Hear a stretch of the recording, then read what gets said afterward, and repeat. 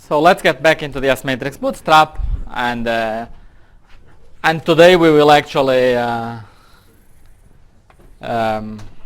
make contact with some questions that people asked last time at the very end. And so let me first review a little bit things that what we have, where we ended last time.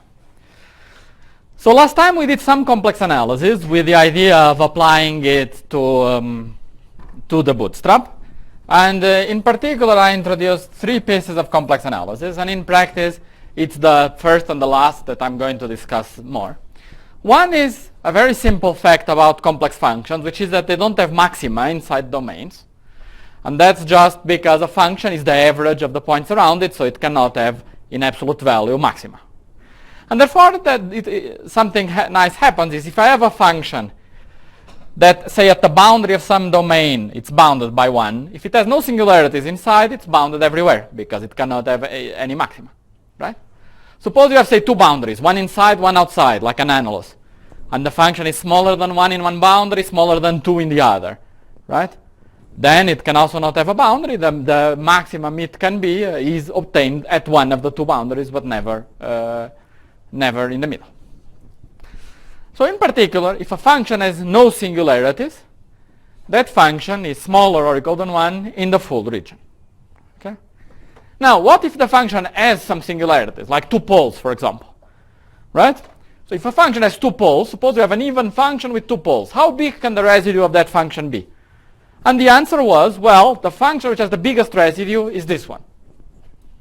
So why was this true? Because if I consider my function f divided by this optimal function, it has no singularities, this thing is a phase at the boundary, and therefore the biggest that ratio can be is 1 everywhere, and at z star that ratio is the residue, and therefore this is the optimal solution. Now, as we discussed last time, but let me summarize it in a sharper way, this immediately has an application. The application is, with this observation, we can solve the following question, which would be a Bootstrap question. What is the gapped quantum field theory where I have a massless particle, a massive particle, and there is a single bound state of mass m bound state, which is between 0 and twice the mass of my particle? And what is the quantum field theory with such a spectrum and the largest possible coupling between the lightest particle and the bound state? M bound state, right? So what is that question mathematically? It's saying I have an S matrix, so I have a function. It takes value in the complex plane. It has 2 poles, right? And what's the boundary? If I go to the boundary, I hit these cuts, either from above or from below, either this cut or this cut. And at the cut, we did have the function being bounded. This was physics. It was in the lab. It was probability of producing 2 particles. It was smaller than 1, right? And this, it's smaller than 1 here. It's smaller than 1 here automatically by crossing. And then the function is what's called real analytic, as I summarize somewhere in the hidden blackboard. It must also be, it's the complex conjugate, the function here and here. And therefore, it's smaller than 1 everywhere at the boundary. And therefore, if I use a map that sends the full complex plane to the unit disk, and this is a map that Russian engineers found, Zhukovsky found this map. This map has this property. It maps the full complex plane. You map it, and you map it to the unit disk. But if you map under this map, if you map some disk that is not centered around the origin, under this map it maps to a shape that looks like an airplane wing.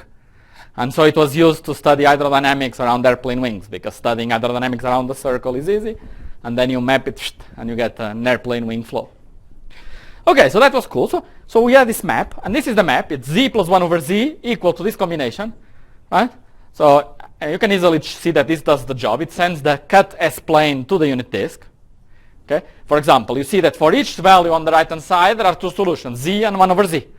So it's clear that the inside of the unit disk is enough to cover everything on the right-hand side, right? Okay, and then we ask, okay, so if I take that function, which has the biggest possible residue, because now I'm in the conditions of that problem, and I plug z to be this function of S there, what S matrix do I get? And the answer is you get the S matrix of Sine-Gordon, of the lightest breathers of Sine-Gordon.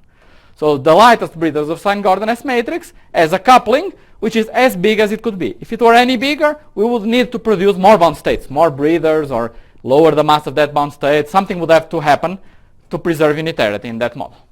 Yeah, so that was the answer. It was Sine-Gordon.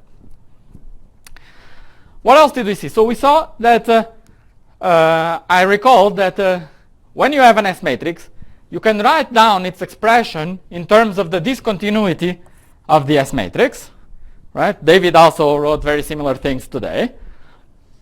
And just because I think that this looks like something a bit mysterious to people, but it's not very complicated. Whenever you are dealing with dispersion relations, if you know the discontinuity of a function and want to write a full function, the trick is always the same. You start with a trivial contour integral, S of w over z minus w, z around w gives the function, blow the contour and see what you get. But sometimes you cannot do it because blowing the contour, it doesn't converge at infinity. So you can do a trick. You divide by some s minus s0 to make it converge at infinity, then you blow the contour, and then you multiply by s minus s0. Okay? And this is what's called a subtraction. So this will be a dispersion relation with one subtraction. If it still doesn't converge, you would divide by s minus s0, s minus s1, and you would do the trick. So it has one free parameter here, which is the value of the function at that random point. That could be a point here, or maybe it's nice to choose the middle point because it's crossing symmetric, but whatever you want to do your dispersion. Finally, we saw something that is a little bit more esoteric, less well known, which is the so-called Schwarz-Peak multipoint lemmas. And that's a statement which goes as follows. Suppose I have a function that is smaller than 1 at the boundary, at the real line, and I know it has no singularities in the upper half plane, right? And it's bounded at infinity because it's smaller than 1 everywhere. So if I assume no essential singularity at infinity, it's also bounded at infinity, right? Because I can go to infinity on the real line. So let's assume no essential singularity at infinity, no singularities inside, and bounded on the real line. Then, as we saw in the maximum modulus principle, it's bounded everywhere in the upper half plane because it cannot have maxima. And then what's cool is the following. You can now construct another function that depends on w, where w now is a parameter, any w in the upper half plane. If you construct this new function f1, this function is also smaller or equal than 1 all over the upper half plane. Okay? And why? Because you can check that this function is still smaller than 1 at the boundary. That just uses the fact that f is smaller than 1 and that this is a phase. And that this ratio has no singularities, because the only dangerous singularity is this z minus w. But it's cancelled because we have f of z minus f of w. Right? Note that the rest is not a problem. For example, can f be 1 over f bar? Why not? Why can't I have that this explodes, for example? Why can't f be 1 over f bar? Sorry? Why can't I have f of z be equal to 1 over f bar? Yeah, because in modulus they are both smaller than 1, right? So they cannot be, one cannot be the inverse of the other. Okay? Similarly, w is in the upper half plane, so z cannot be equal to w because w bar then is in the lower half plane. Okay? So no singularities, still bounded at the boundary, so this function has the conditions to be smaller than 1 upstairs. And then I can take this function f1, which depends on this parameter w, plug it here and get an f2. And then plug it and get an f3. And because then this fn will depend on n points, they are called multipoint Schwarz-Peak lemma. Where Schwarz-Peak, they wrote the first one, and then someone said, oh, you can do it more times, and then it became Schwarz-Peak multipoint lemma. Okay? Good. As I said already there, let me just remind you that S matrix that we get when we do this change of variable is this S matrix that we wrote in the second lecture, which is the S matrix of the breathers of Sine-Gordon, which is very simple. It is just the square root, which has the two cuts, s equal to 0, s smaller than 0, and s bigger than 4. And then plus a constant, which is just this value at s equal the mass of the bound state square, with a minus sign down here, which means it has a pole at the correct value. In theta, it takes this very trivial form. And in particular, let me emphasize, and this is a property of all S matrices, that this S matrix is real between 0 and 4m square. And in particular, a consequence of that, that's a little bit less trivial, but it's true, that a consequence of all the properties of the S matrix, it's also real between at 2m square plus it. So because everything is very symmetric and you have crossing. So in this line, here, the S matrix is also real. Okay? This also follows from the analytic properties of the S matrix. It's just real analyticity. Okay? We are going to use it later in this lecture, the fact that S matrices at this crossing symmetric reflection line, they are real. Okay. So let's consider another application. Let me make a comment. So from what we discussed, we could compute the maximum coupling, right? The maximum coupling as a function of the mass of the bound state, right? Because we just do this exercise and vary the position of the bound state and get the maximum coupling, right? And the result we get is the following. It's like this and like this. No one asked actually why this explodes like this.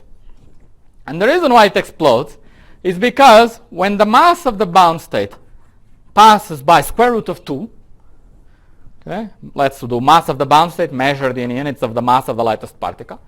When the mass of the bound state passes by square root of 2, the S and T channel poles collide. And remember that they have opposite signs. So you have two poles with opposite signs colliding. They can be as big as you want. It's not a problem because they are going to screen each other and to cancel each other. And that's why the bound becomes weaker and weaker, and it diverges as the S and T channel pole collide. Okay? Because if an S and a T channel pole collide, as I said, they can be very big, and the function is not very big. Right? If you have two poles with opposite residue, one residue can be 1 million, the other is minus 1 million and 1, and nearby you don't even see that there is these huge poles nearby. Okay, so this is from a collision of an S and T channel. And here we say that we have S matrix of sine Gordon as a function of S with parameter alpha, where alpha is there.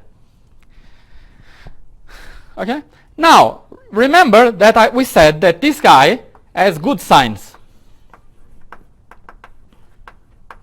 meaning the S channel is positive, the T channel has negative residue, right? Now, there is an S matrix. What would be the problem? What would be the solution if I consider points here that are related by crossing symmetry, by S to 4 minus S? Well, clearly the problem is invariant because of this crossing symmetry. So what will I get for the solution on the other side? Well, it's exactly the same S matrix, but because I want to get the right signs, I would say that on this side, when the bound state has mass smaller than 1, smaller than square root of 2, the S matrix would be minus the S matrix of sine Gordon. That's the S matrix of the theory with the optimal coupling. And whereas we know of a theory on this side, sine Gordon, we don't know of any theory whose S matrix is minus the S matrix of sine Gordon. Okay? That's a fact. Okay? We just don't know. Maybe it exists, maybe not. So if it doesn't exist, the correct bound will be lower, but this is a bound. Above is excluded, here it's excluded. And here it's a maybe.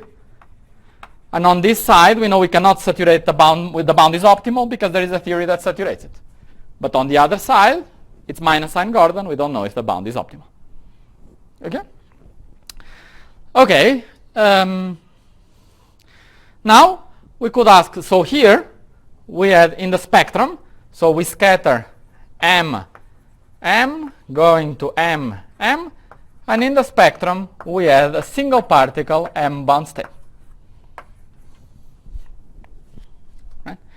But then, of course, we could have other examples, where, for example, in the scattering of MM go to MM, we could have, for example, M itself could show up. There could be a cubic coupling, like in Balog-Duck. And we could have, for example, M2, M3, for example. Okay. Now, suppose we do this. Why did I choose 3 masses? Because it's a nice quantity that you can do a 3D plot, right? Because now it's simple enough that I can ask, what is the maximum, say, cubic coupling, M, M, M, as I vary M2 and M3. Those are the 2 parameters, right? And I measure everything in units of M, the lightest particle, right? Okay, so the point now is the following. Now it will be important the range that the masses take, right? So let's consider an obvious example. Suppose that we have, so this is let's plot m square. So this would be 4 m square, this would be 0, and this is the crossing symmetric point. Now we have one pole at this is 2, we have one pole at 1. Okay, so let's put the pole with positive residue like this, and the pole at 3 with negative residue. Right? So our function is what? If I plot it from 0 to 4, as we said, it's a real function between 0 and 4. It's a function that has a positive residues. Functions that have positive, let's see, 1 over x, and x is negative, they are negative. So it's like this.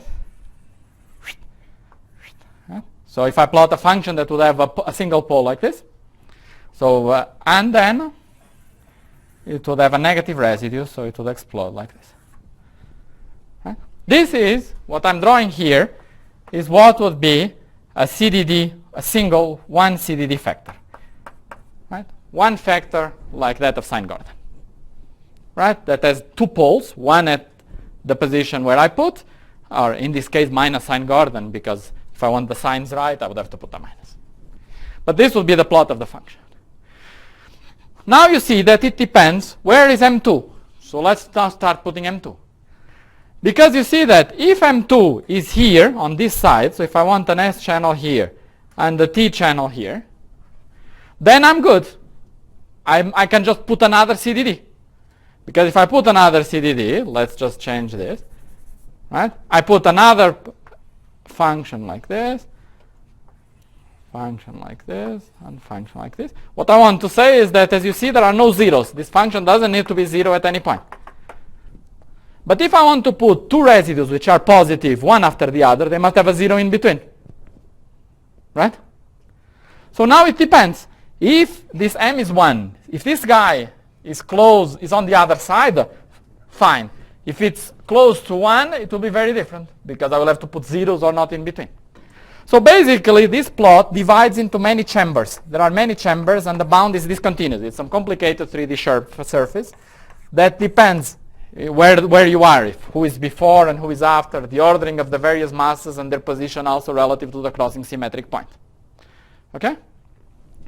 And for example, if so the S matrix becomes the S matrix for sine Gordon with parameter alpha 2 pi over 3 and then parameter alpha 2 for this mass and parameter alpha 3 for this mass if they alternate.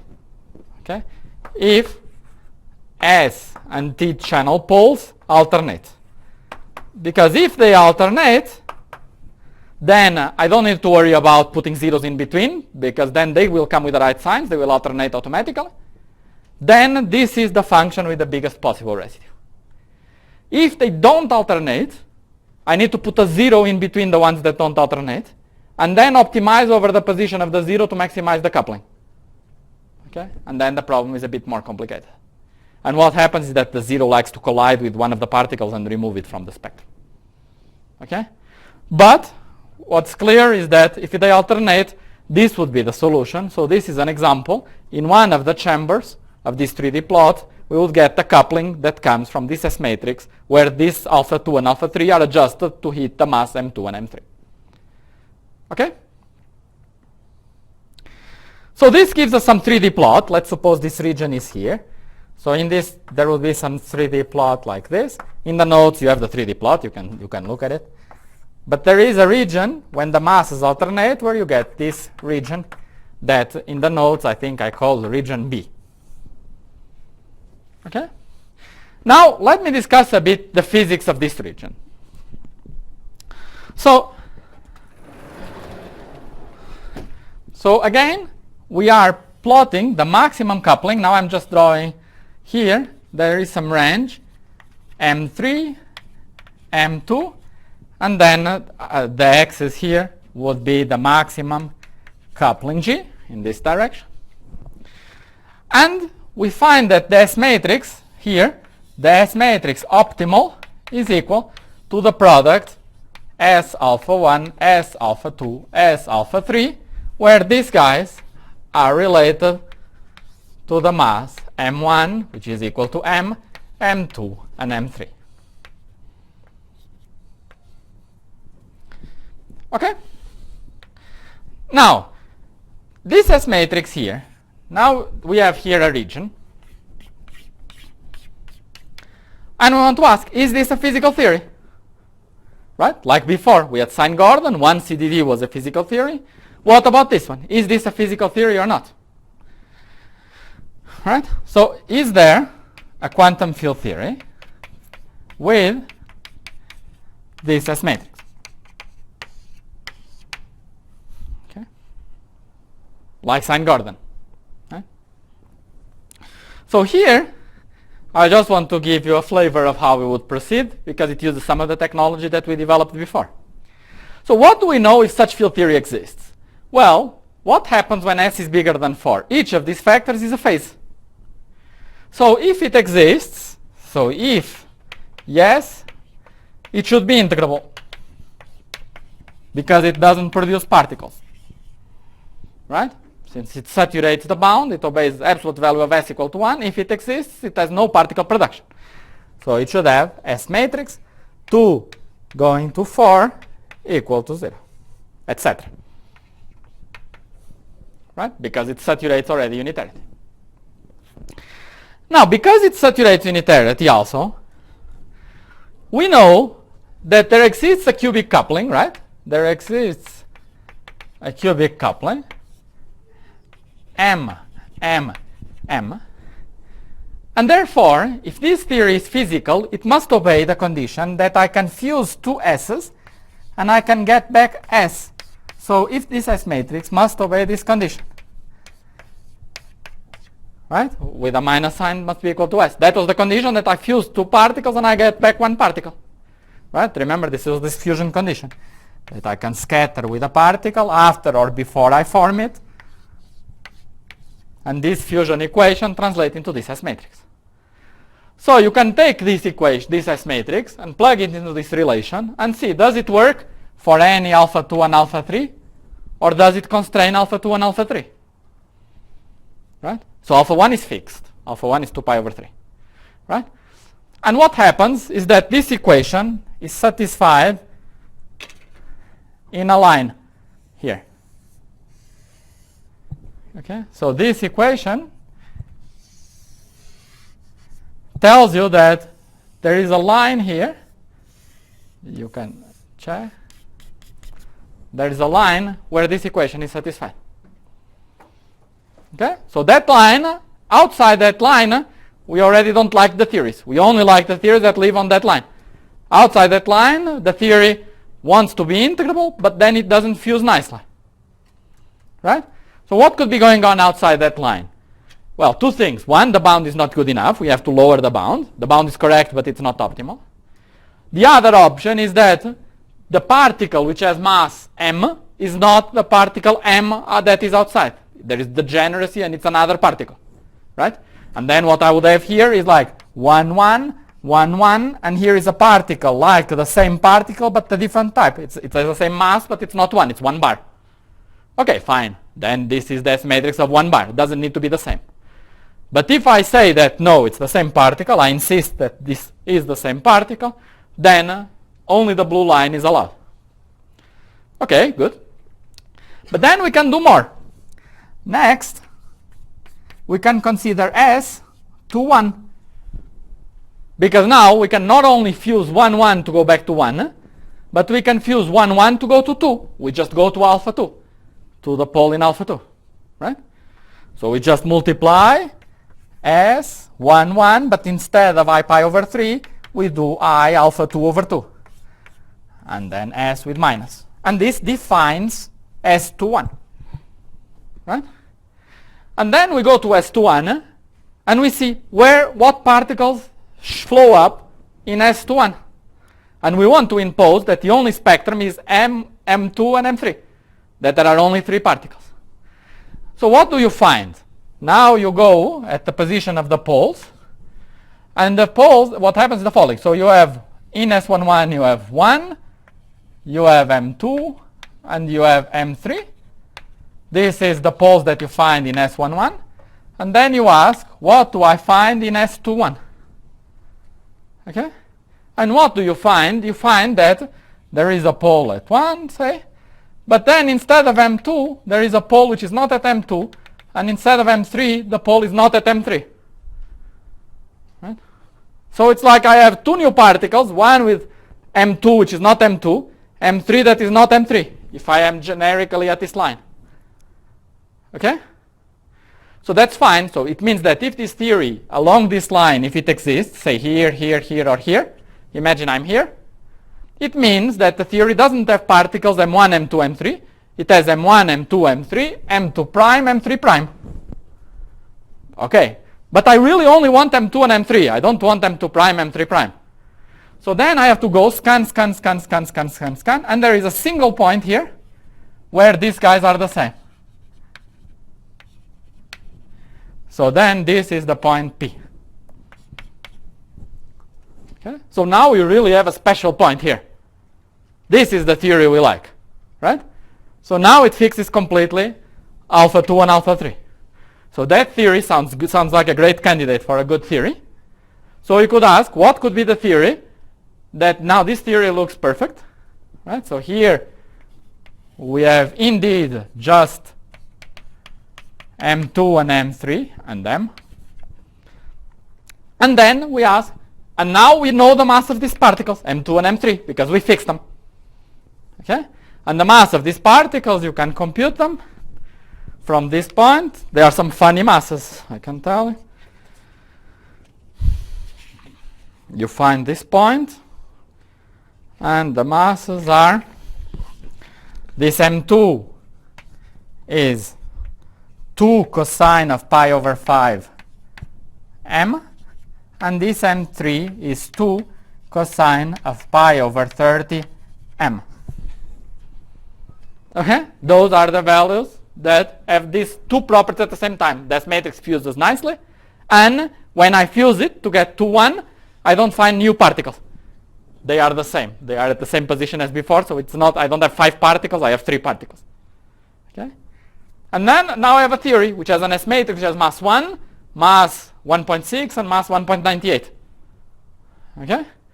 What is this S matrix? This is the S matrix that Homological found, this E8 S matrix that you get when you deform by magnetic field. So this is this Homological's E8 theory. Okay. With exactly the spectrum that he had conjectured. Okay, so that's an application of this maximum modulus principle.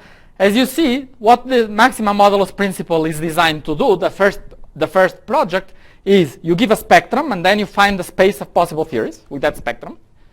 But then, as we see, if we think a little bit more cleverly, we can even kind of find hints about the correct spectrum, because we find the bound and then we look at the space and see where are the theories most reasonable, and we can also get some hints about what the possible masses would be. So that was one application I wanted to consider. And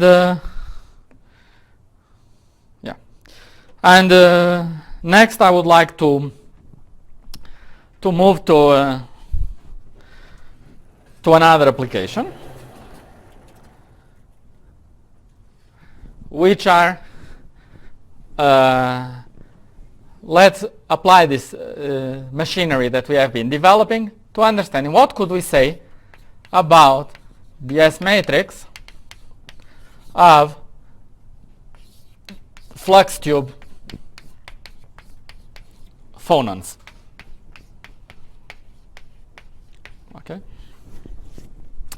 Okay, so the idea is to try to say something about the effective theory of the QCD string. Right? So Juan was telling us this morning that you have this quark and antiquark, and there is a string between them. And that if the string is long, we have an effective field theory for this string.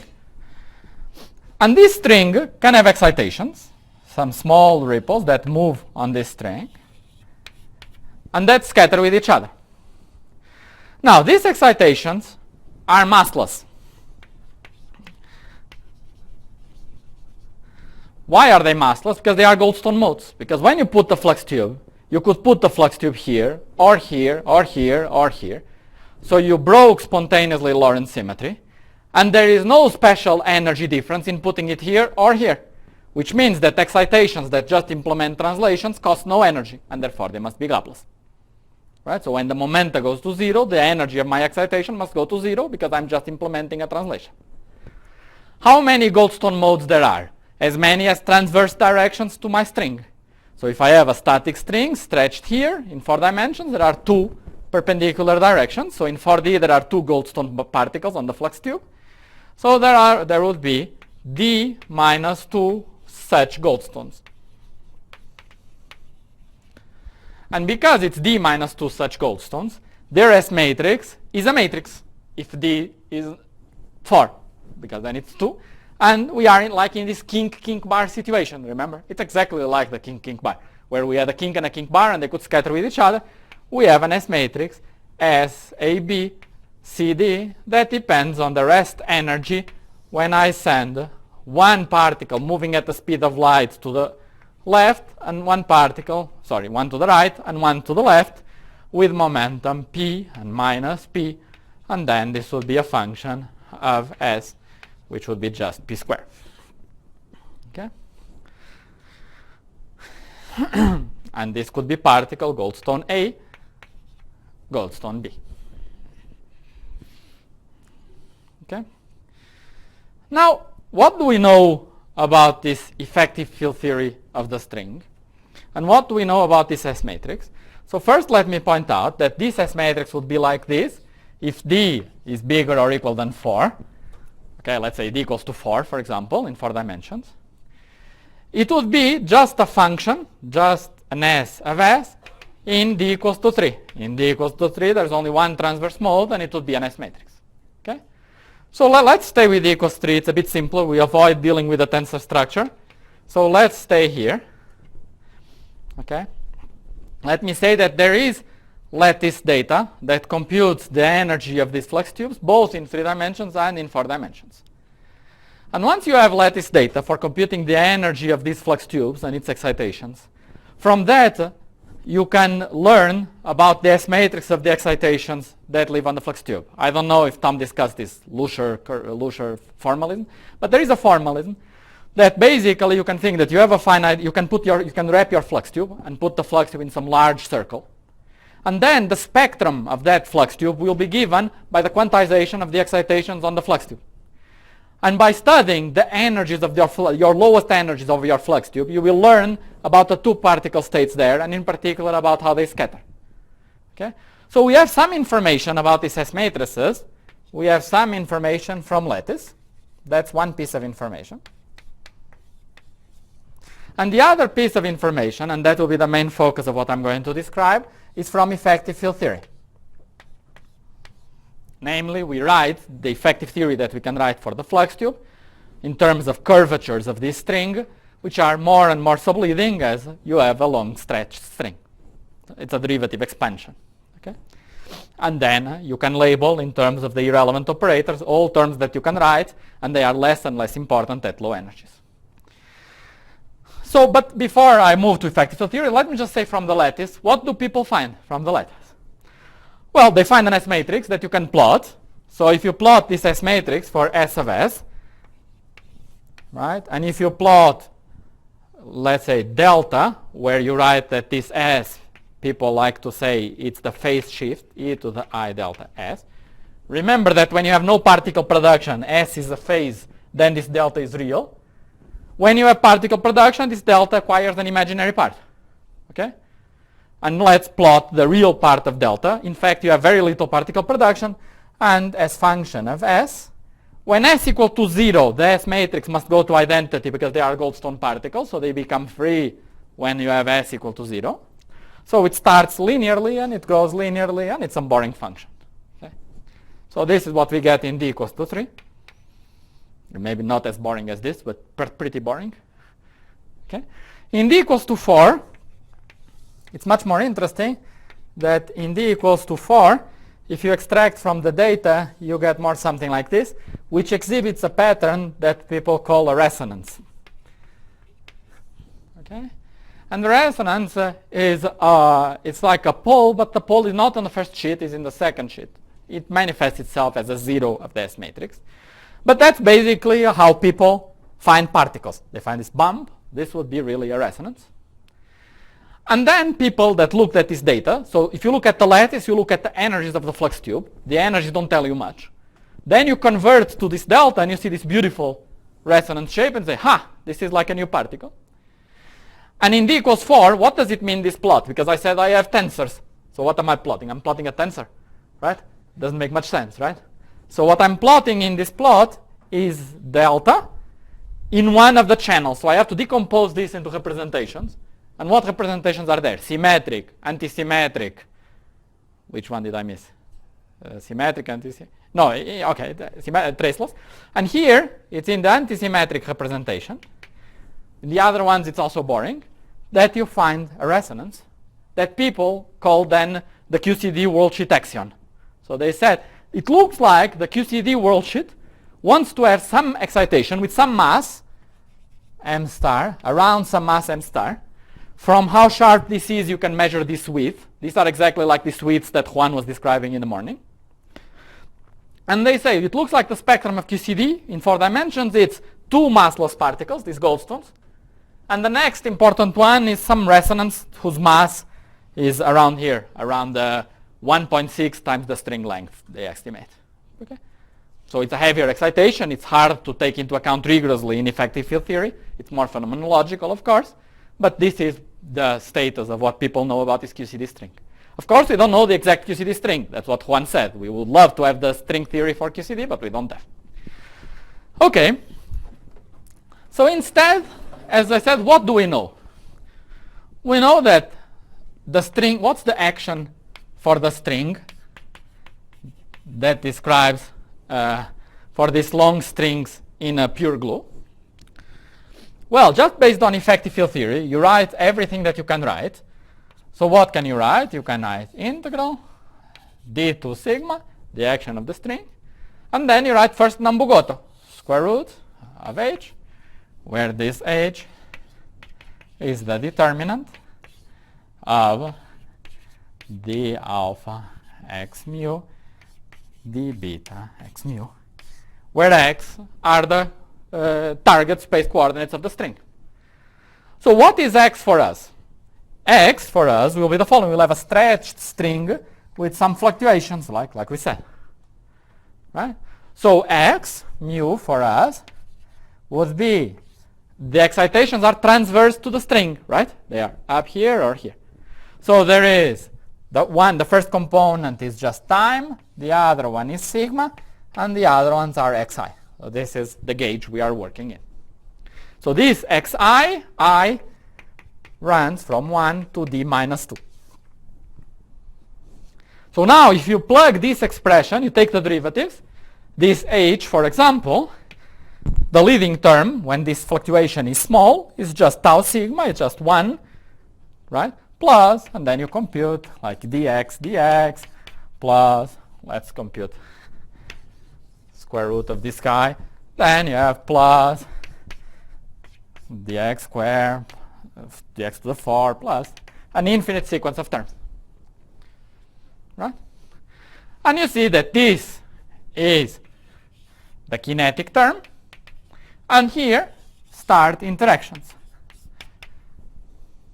So for example, from this one, which has a bunch of derivatives, right? From this one, from some term with more derivatives, we would get that this matrix is 1 plus I alpha s, like we discussed yesterday, and this alpha would come from these higher derivative terms, right? That alpha there.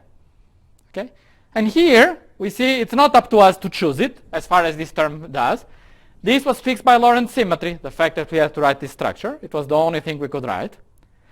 And the fact that this structure here, when I expand, I get many, many terms, and they are all constrained with each other, is what people call non-linearly realized Lorentz symmetry.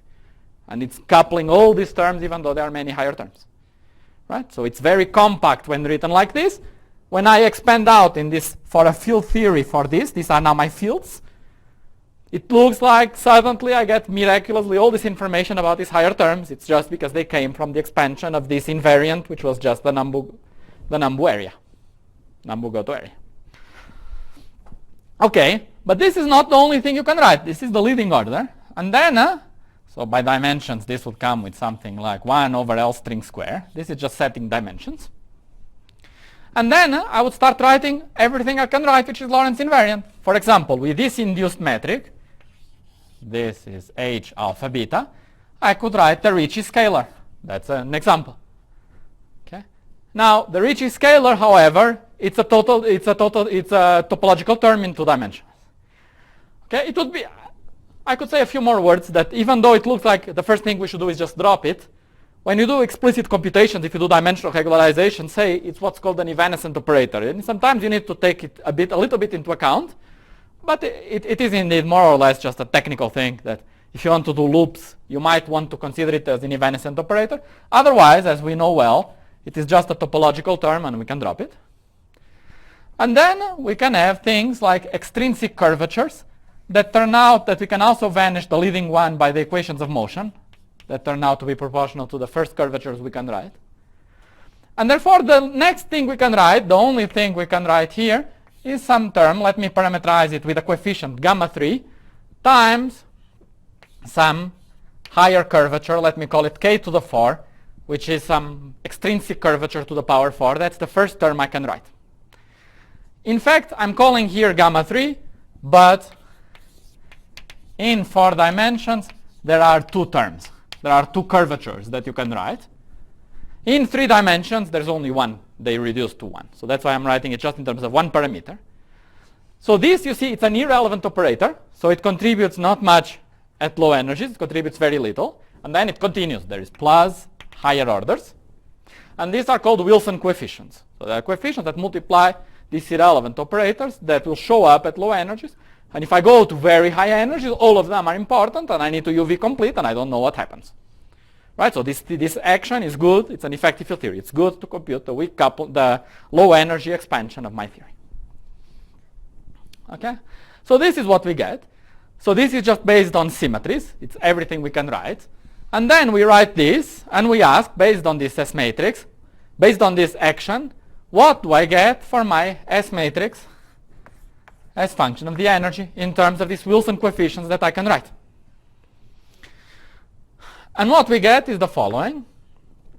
In fact, what we get, let me tell you what we get, and then I'll tell you how much we could have derived without doing perturbative computations. What we get is the following. E to the I gamma 1 S plus I gamma 3 S cube plus I gamma 5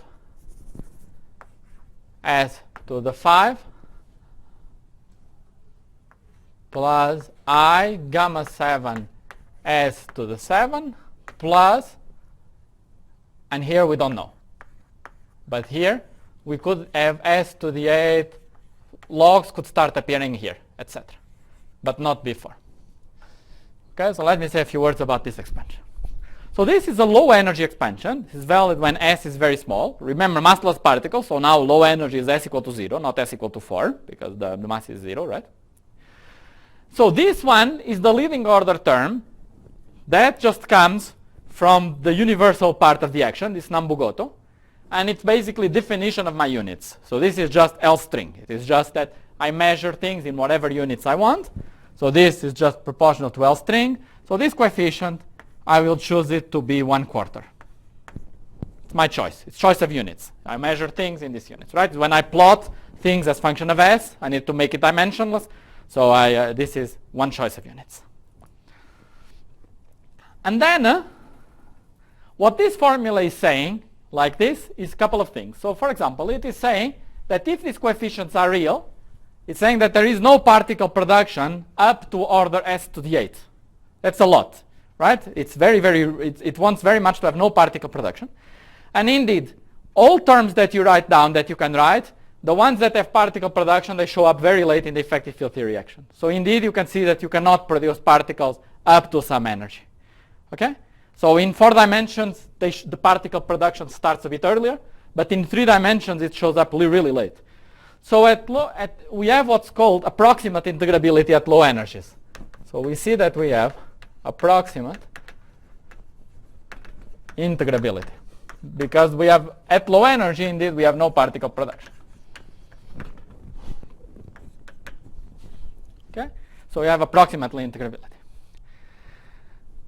Then the fact that we have no terms here, that we have a gap here, that this was equal to 0, that we jump directly to gamma 3, is related to the fact why we have no gamma 2 here and we go from gamma 1 directly to gamma 3. Okay? But there is more. You see that this has a nice property that when S, note something nice here, this is real for S purely imaginary. And this had to be a consequence of real analyticity. This was this condition that if you go vertically between the crossing symmetric point, you must have a real S matrix. So if you put a term with S square here, it must come without an I. And therefore, a term with S square must produce particles. Okay? So terms, if you don't have particle production, you immediately know by real analyticity that you can only have the odd powers. Okay? Because you need it to be real when I rotate to IS. So just real analyticity and absence of particle production up to a large order would immediately say that it's given by this expression. Okay, so this just follows from real analyticity plus absence of particle production up to some energy order. And now this guy here is 1/4, and this gamma 3 is the coefficient that appears here. That's effective field theory, right? It came from integrating out massive stuff and so on. It's the effective field theory of the string. Of course, I cannot determine gamma 3 from first principles. This depends on the UV theory. Different confining theories will have different gamma 3s. It's not something that I can go here and guess gamma 3, right? This doesn't work like this, right? So what can we try to say about these gammas? Now, exploring the space of all possible flux tube theories is equivalent to exploring the space of these gammas. So I want to ask, what are these Wilson coefficients? These gamma 3, gamma 5, and so on. What are they? What can we say about them?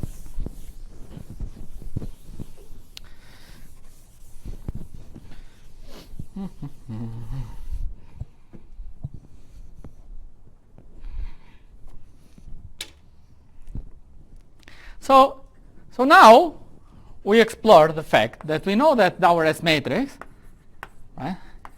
What is our S matrix? It had a T-channel cut and an S-channel cut that collided. So it's a function defined precisely in the upper half plane, which is bounded at the boundary. Right? So we are exactly under the conditions that we have a function that is bounded in the upper half plane and therefore should be bounded everywhere in the complex plane. So in particular, if I go in this direction, and we started doing this yesterday, if I go just up and I compute S at some I epsilon, what do I get? Well, to leading order, I get that this is equal to 1 minus gamma 1s and I plus ... So I learned that this gamma 1 needs to be positive because I need to be smaller than 1 when I go to the upper half plane. And as I told you, this was something that Niemann and others had derived based on causality. It was a property of effective field theory that says that in any effective field theory, when you compute these guys, the coefficient that will appear here is going to be positive. Okay? Here we couldn't tune it. We just computed and it came out positive. Oof, we were lucky. But what the Niemann and others say is whatever field theory it is, these quartic terms, they must come with the right sign if it comes from a consistent UV completion. Okay? Consistent UV completion is this fancy term for us, stands for if you go up in the complex plane, things should not start exploding up there and having singularities and so on. Okay, so but we knew it was bigger than 0. We even set it for us. We set it to 1/4. Okay. Yes. Why is the leading S Because maybe it doesn't. Probably it doesn't have 4 derivatives. Of course, it doesn't have 4 derivatives. Yeah, because it only has 2 derivatives. So here you have 2. Then you expand, and 2 derivatives act on here and here, and 2 act here. So it's really 2 derivatives only.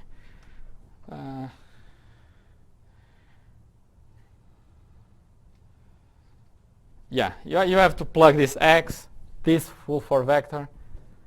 No, sorry, the correct answer is not that. No. The correct answer is that this matrix has 4 derivatives, right? This has 4 derivatives. So it's indeed proportional to s square. But remember that this is t. This is t. What is s is t over sinh theta. And sinh theta now is just s, right? So it's all good. So you divide and you remove 1 power of s to compute the s matrix. So the phase shift has the phase space factor that removes 1 power of s. So you are totally right, it's s square, but you remove a power of s from the phase shift. Okay?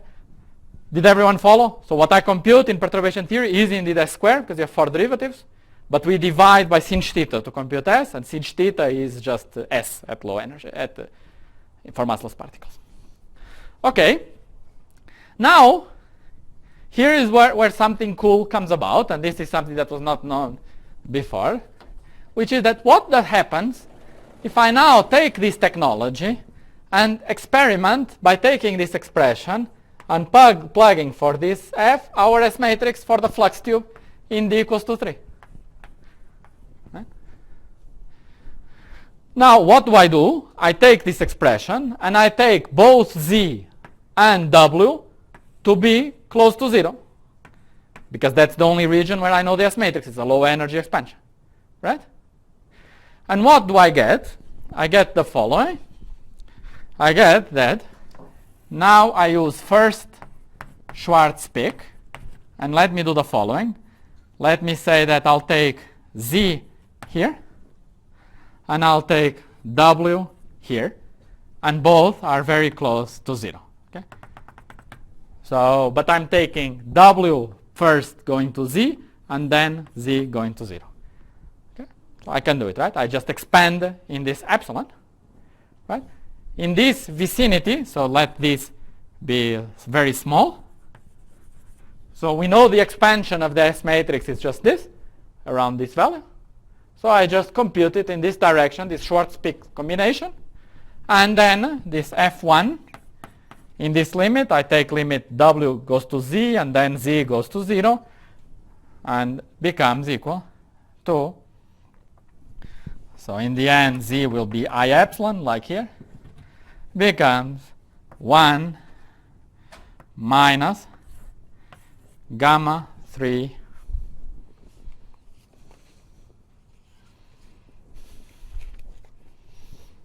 plus 1 over 768 times epsilon plus dot dot dot. Okay? That's it. And therefore, we learn that this Wilson coefficient, gamma 3, in a good effective field theory, must be bigger than minus 1 over 768. Okay? Which is a fun number. Of course, it's 107, yeah. Okay. So it says that in the space of these field theories, if you have, say, gamma 1 and gamma 3, we saw that, okay, or let me just plot. As function of gamma 3, there is a region here which is allowed, flux tube theories, and here excluded.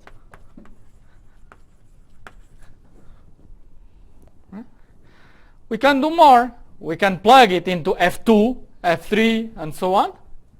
And we can get further constraints on gamma 5 and gamma 7. And in the end, you get, let me,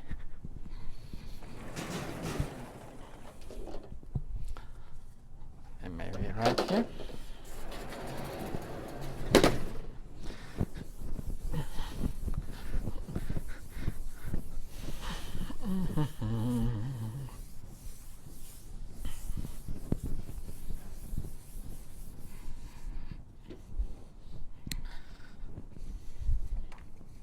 So in the end, you get a shape that looks like, I'll try to draw the shape. So we have these 3 Wilson coefficients. So let's draw a picture like this. So this would be gamma 7. This would be gamma 5. I don't know why I'm drawing. It's going to be disgusting, but okay. Gamma 3. And then it's something like this. Shape. Yeah, it's going to be there. Parabola like this. Something like this.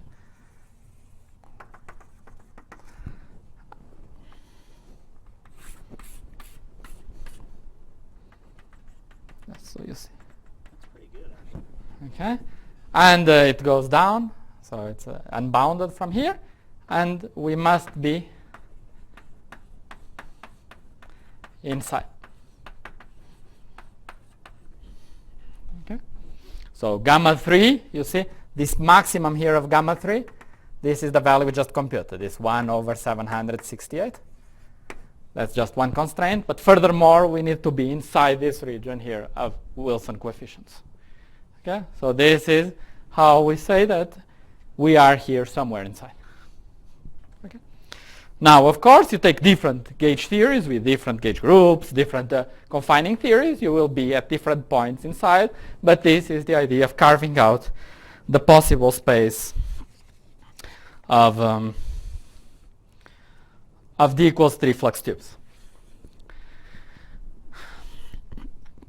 Okay, so any question here? So let me just say that, for example, once you put a bound like this, so now we have a bound on effective field theory Wilson coefficients, right? Which no one measures directly, right? Because no one measures Lagrangians, right? We measure energies, for example, right?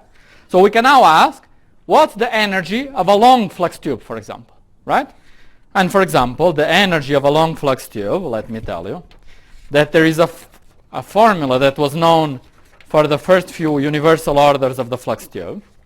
So we can now ask, what's the energy, the ground state energy for a large flux tube of length r, where r is large. This is a low energy thing, right? The radius is very large, so it's the vacuum. When the radius is large, what is it? This is approximately equal to r, that's confinement, right? It grows with distance, and then it gets corrections, plus something over r, plus something over r cubed, plus something over r to the 5, plus something over r to the 7. You see the pattern, right? Plus that. And why am I writing so much? Just to emphasize that all these are universal. For any flux tube theory in D equals 3, all these guys are universal. And they come just from the fact that there are not that many things I can write at weak coupling, and that r and curvature square was automatically 0. And that meant that many terms at low energy in the expansion are universal. The first one that's not universal is that r to the 7. And r to the 7, this is where this gamma 3 will be. Okay? So because we put a bound on gamma 3, we learned that this E of r is the universal terms that can be resummed into r squared minus pi over 3. That's these universal terms. Plus, and we can parameterize the deviation from this square root as plus, it will be a simple term. Sorry, this part's not very clear. Yeah. Minus 32 pi to the 6 over 225 gamma 3, 1 over r to the 7 plus Okay? And therefore, because we put a bound on gamma 3, that gamma 3 is smaller than minus 1 over 768, we conclude that this energy deviation from the universal flux tube formula that people call many names, but light cone quantization of the flux tube is one of the names, that this needs to be smaller or equal than pi to the 6 over 5040 times 1 over r to the 7. So you see this is a prediction from the existence of a UV completion of the S matrix that describes the excitations of this flux tube. Okay? So it tells you that people in the lattice, they can indeed see these terms well, but not enough to see the coefficient here. They can see that if the sign is correct. If they fit the 7, they do get that it's more or less a 7, but it's the radius that people can get are small, are not too big yet. So it should still be improved. I should say it's Mike Tepper and collaborator that do most of these lattice computations that were then explored in this language of S-matrix by Dubovsky and friends. So let me just say one thing to conclude, which is that I gave you an idea here of many applications of S-matrix and S-matrix Bootstrap where everything was analytical. It was just like Juan said, using the power of the complex plane, we start doing lots of cool things. But there are many things that we can only do numerically. So let me give you an idea of a few things that we set up a problem and then we don't know how to solve and we solve numerically. Okay? So let me give you an example. So let me tell you a little bit in the remaining 10 minutes about harder problems that people have explored, but numerically, because it's a bit. As far as analytic things go, I more or less gave you a survey of what could be done, especially in 2 dimensions. Okay. So let me make a few comments about harder problems, some of which are not solved. Okay. So one thing that immediately becomes more complicated is that we don't have good complex analysis when we have many functions. Okay?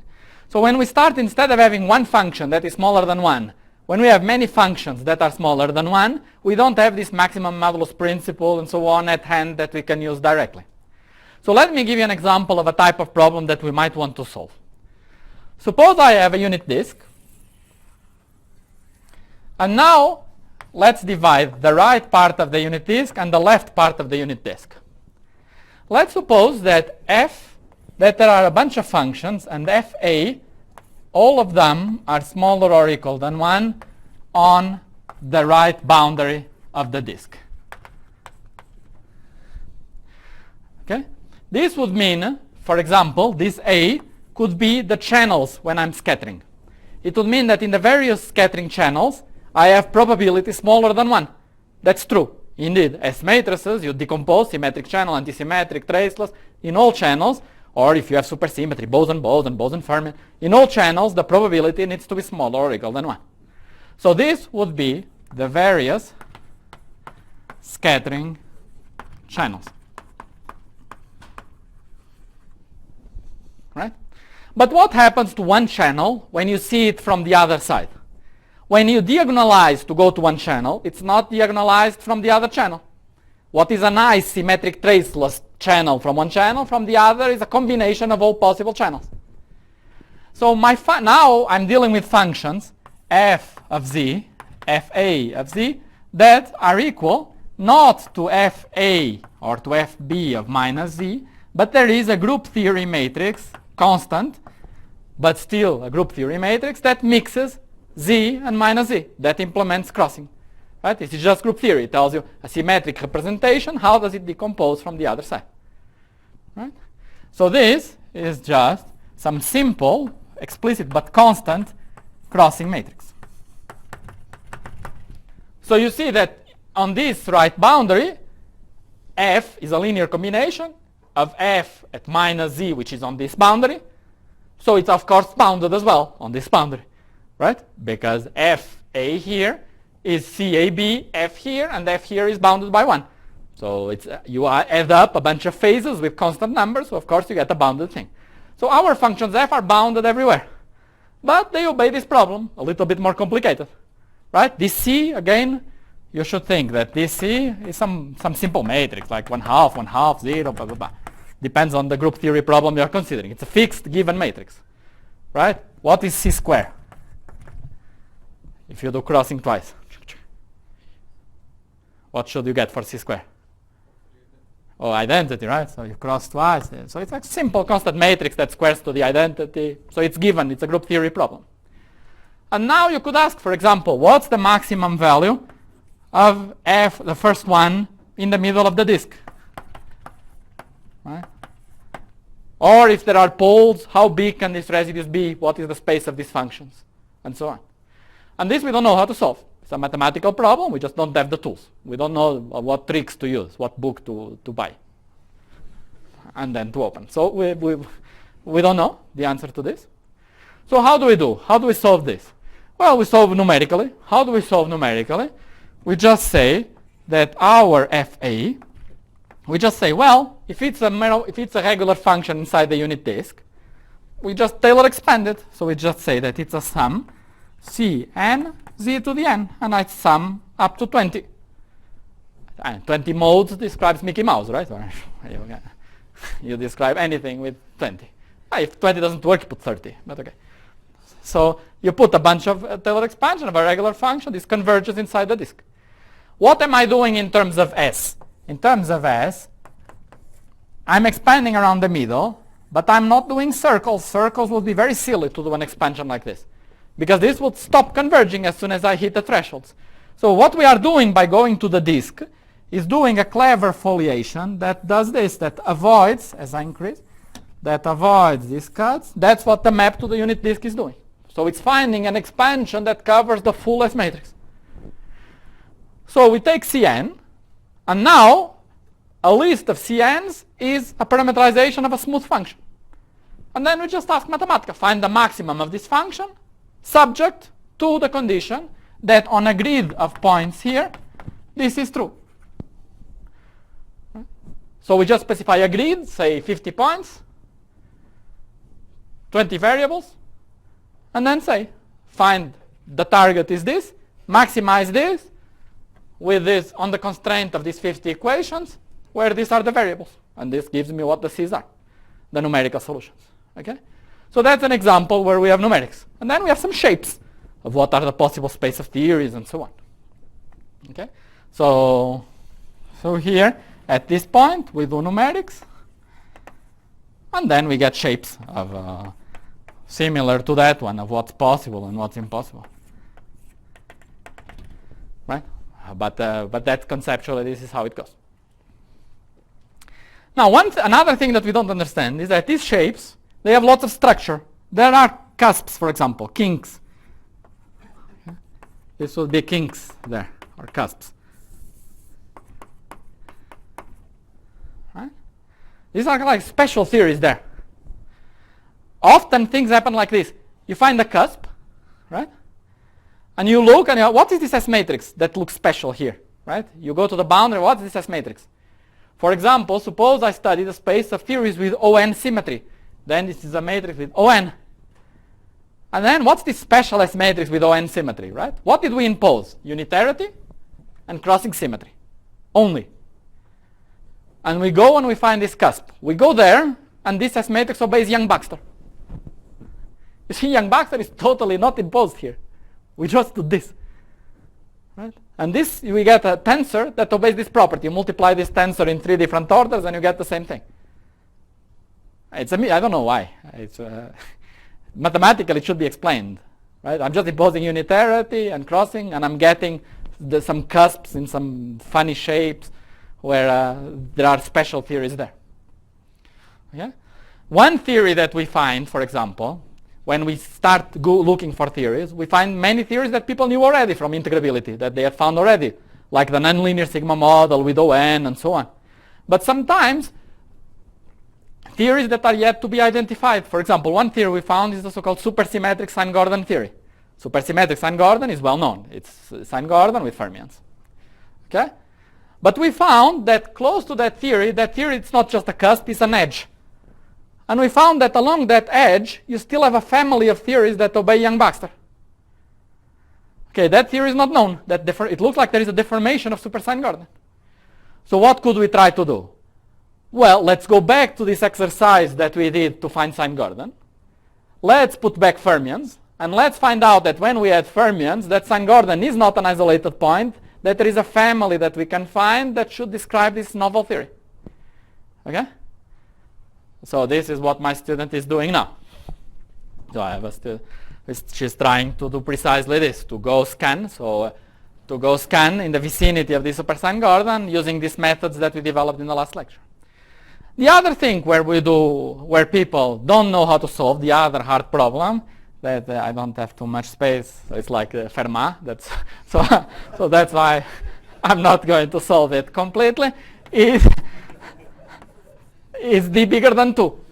Right? So I have 5 minutes. Let me just say a few words about d bigger than 2. So how would we solve d bigger than 2? So in d bigger than 2, our S matrix, like we said in the very first lecture, is not a function of the energy only. It's a function of the energy and the angle that we scatter. Right? So here is what we do. So about how do we deal with d bigger than 2. So step 1 is take care of crossing symmetry. And crossing symmetry, we do it by saying, let me take t, which is a function of s and t, and let me think of it as if it was a function also of u. So I had a function of two complex variables, s and t, and I said it's also a function of u. This is not an analytic continuation. It's one more variable suddenly. It's what's called an analytic extension. It's when you have a function and you extend it. Now it depends on more variables. Okay? And now you can ask, can I do it? And there are some theorems that say when can you do it, when can you not do it. So it depends on the space that your variables take value in. Okay? So what do these values take value in? This guy takes values in C minus the cut, its cut, and this guy takes value in C minus its cut. So you have a cut for S and you have a cut for T, right? And this U will take value in C modulo its cut. Right? So I want to say that I have a function of three variables that take values in C minus the S cut, C minus the T cut, and C minus the U cut. This is a function in a big space that depends on three variables. The correct space is not this one, but it's this space with the identification that S plus T plus U equal to 4m squared. So the question is, I have a big space and then I have a section of this big space. On the section of the big space I have a good function. Can I extend it to the big space? Okay? Now the big space is mathematically what's called a Stein manifold. And this condition is what's called an holomorphic embedding inside the Stein manifold, so it defines a submanifold that is also called Stein manifold. And there is a theorem in mathematics that says when a manifold has this property, it's called a Stein manifold. If it's inside another Stein manifold, you can extend it without introducing new singularities. Okay? So we can make use of it and think of it as a function of S, T, and U. But then we just say, oh, but then I make an expansion, a sum with coefficients C, N, M, K, x of S to the N, x of T to the M, x of U to the K, where these variables x foliate the corresponding complex planes minus the cuts. And if these C's are totally symmetric in these indices, crossing symmetry is automatic. So this parameterizes smooth S matrices with crossing symmetry. So crossing symmetry is done. But then comes unitarity. Right? How do we impose unitarity? How do we read off that probabilities are smaller than 1? Right? So when we scatter, what we have to do is to make it as simple as 2 dimensions, we project into partial waves. Higher dimensions in partial waves, it's like a 2-dimensional problem. I go to the two-body problem with fixed angular momenta, then all that matters is the energy of the collision. So I compute the scattering matrix that now depends on spin L. What is this guy? It's something like 1 plus some integral with some Legendre polynomial times this amplitude A that project up to some phase space and stuff. So this is a linear map. I have T and I compute S. I can write this as a linear map. It's a big L dot with A. So given in the computer, I put, now it's 20 cubed, so it's a little bit more terms. I have 20 cubed terms, and then I have a matrix that gives me each partial wave. And then we impose that SL is smaller or equal than 1 for each partial wave. But of course, in a computer, we do spin 0 up to some spin n max. And we also do it in some grid, from S equal to 4 to some S max. Okay? And then we just do find maximum in Mathematica. Right? Find max of whatever we want, comma, unitarity. And you have to put parentheses like this. And then variables. Right? So that's the syntax of Mathematica. Except that I'm lying a little bit. That we do in Mathematica, and this we do in David SDPB, because it's a little bit too tough to do with Mathematica. So actually this one we use some fancier technology, some solvers, whereas that one it's simple enough that we can indeed do in Mathematica.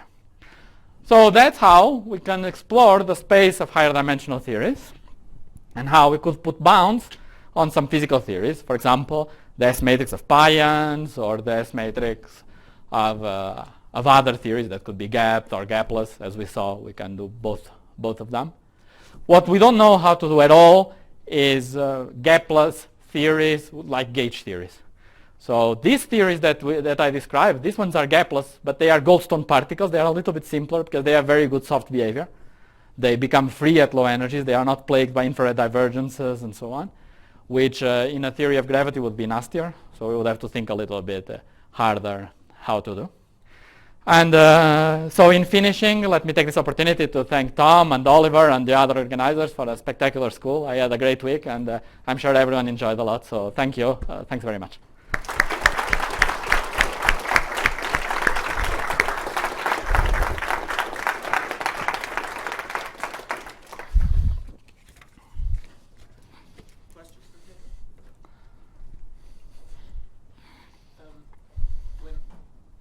People use the Lucia method for this massless case. In this case, because there is so little particle production, they just assume that there's no particle production when doing it, when extracting the S matrix from the energy? Or is there some technology to account for the fact that... Because you put it in finite volume, you still discretize the spectrum. So you can still identify the states, and you must have some two-particle states, so the lowest one is going to be the lowest particle. But it's true that the gap is not as easily seen, but people can look. And in fact, there's something cool about it, which is, so you cannot have three particles because you have Z2 symmetry. So there is symmetry of x to minus x. So in the spectrum, what you can have is two particles mixing with four particles.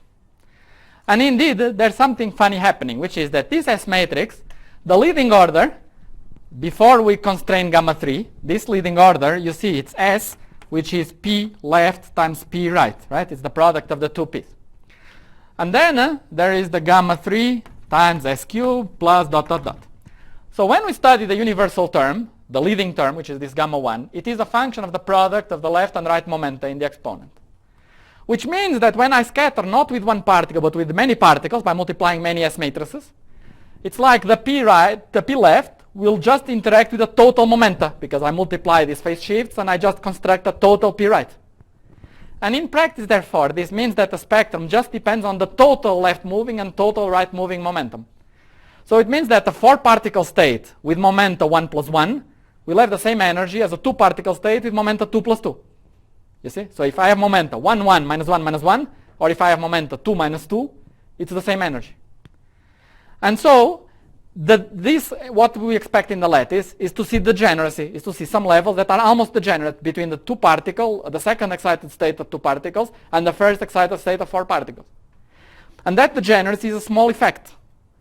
But then that small effect, because it is 0 to many orders, it's a very good signature of this gamma 3. Because gamma 3 is the first term that leaves this degeneracy. So that's another prediction. We can put a bound on how much degeneracy must you have because of having this gamma 3. And that's precisely related to multiparticles.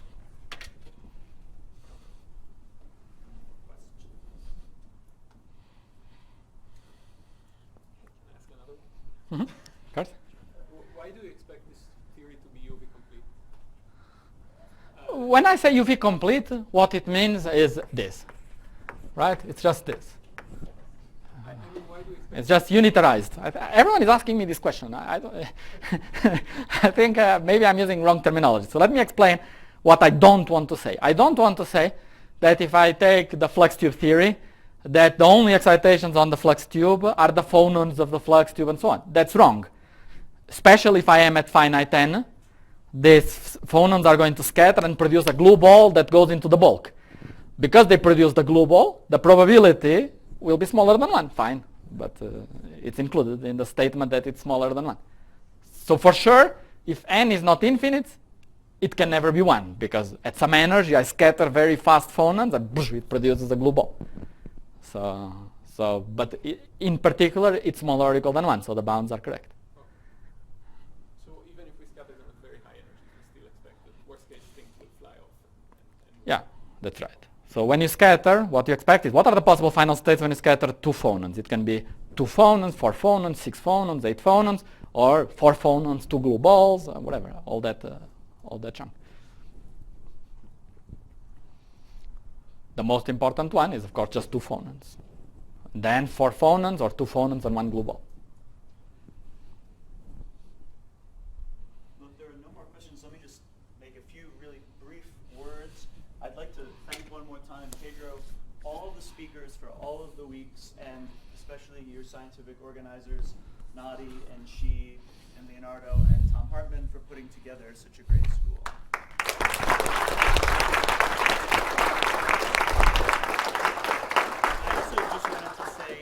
On behalf of the local organizers, I just wanted to acknowledge a couple of people who aren't usually up here but did an enormous amount of work behind the scenes. So Sally Trimble did an enormous amount. Her student Suk, our AV guys Chris, and also Koshik, Veronica Lingo, who did the photography and the web stuff. Am I forgetting anybody, Tom? I think that's pretty complete. Okay, so they're not here, but this wouldn't happen without them. So I'd like to.